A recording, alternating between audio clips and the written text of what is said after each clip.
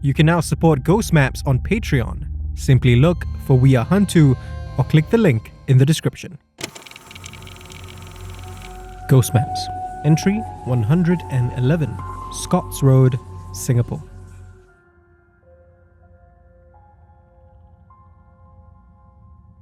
Apparently, I have the third eye, the ability to see spirits and ghosts everywhere. It's a gift I only just learned that I possess. Perhaps my years of collecting ghost stories has opened my third eye. Perhaps my own brief but life-changing encounters with such entities have left an even greater mark than I had realized. Whatever the reason, with the Hungry Ghost Month nearing, I'm expecting a very different kind of interviewee soon. Tonight, however, I'm still speaking with a living person. Betty, like me, has the third eye. So far this evening, she's shared stories from her childhood and her teenage years. Now, she has one that's more recent.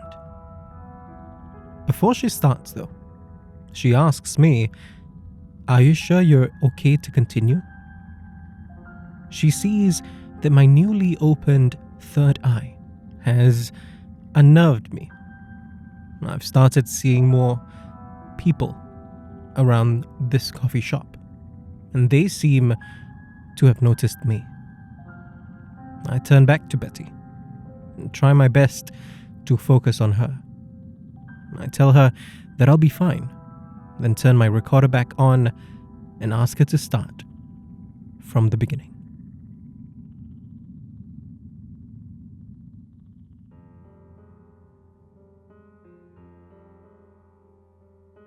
It was 2017. Betty had started work at an office along Scotts Road. The company won't allow me to tell you who I work for, but that doesn't really matter, she says. What matters is that after a week, Betty had started to adjust to the office culture. She made a couple of friends on her first day and joined them for lunch. She knew how to get on a couple of supervisors' good sides and spot when they were in a bad mood. Even the smaller stuff, like what to do whenever the printer was jammed. When it finally came time for her to work late, she knew the ins and outs of being the last person in the office. How to switch off the lights and air conditioning, and how to switch on the door's alarm. As with most, over time, it wasn't exactly something I had planned though, Betty says, rolling her eyes. In fact, this particular late night was an inconvenience for her. She had Spanish classes at 8 p.m. near River Valley Road. She figured that the latest she should leave the office was 7:30. However, by 7:15, she wasn't even halfway through her stack of reports. Reports that were passed to me at the very last minute, no less.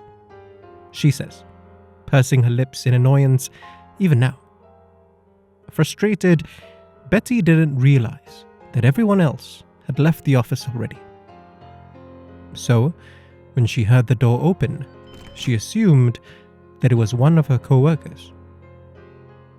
"You have to understand, you need a passcode to enter our office," she explains. "No one can just walk in. So naturally, I just thought a colleague was either leaving or coming back for something." But Betty didn't have time or cared to look up. She was still engrossed in her work. The only thing that eventually broke her concentration was when she felt someone nudge her chair from behind. Betty tilted her head slightly and tissed. In the reflection of her monitor, she could see a figure behind her, but couldn't make out who it was. "Very funny," she had said, her tone dripping with unamused sarcasm. "Can you just leave me alone for 5 minutes more?" It was already 7:45 by this point. Betty didn't think she was going to make it to Spanish class, but she at least wanted the satisfaction of leaving at 8 on the dot and heading straight home. Another nudge, this time slightly more forceful than before. Betty ignored it, hoping that if she didn't respond, the person would grow bored. She guessed it was Johari, the office joker. In just that 1 week, she could tell that, as funny as he might have been, sometimes he took his jokes a little too far. A third nudge. This time, Betty snapped. "Can you bloody stop it?" she yelled. She was about to spin around in her chair to confront the guilty party when her chair was shoved forcefully.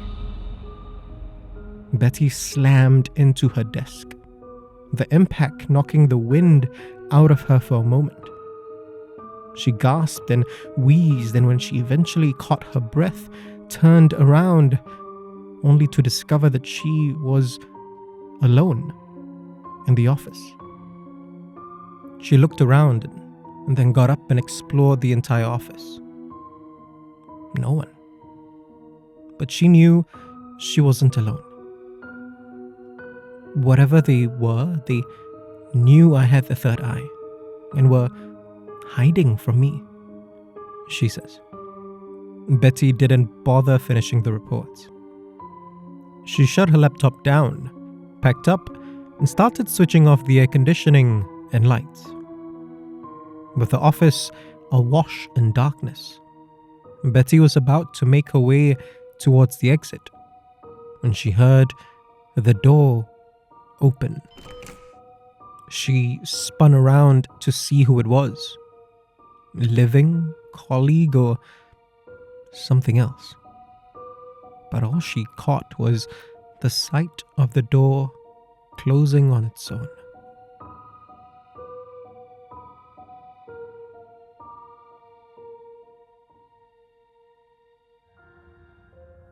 I never saw who it was, she tells me.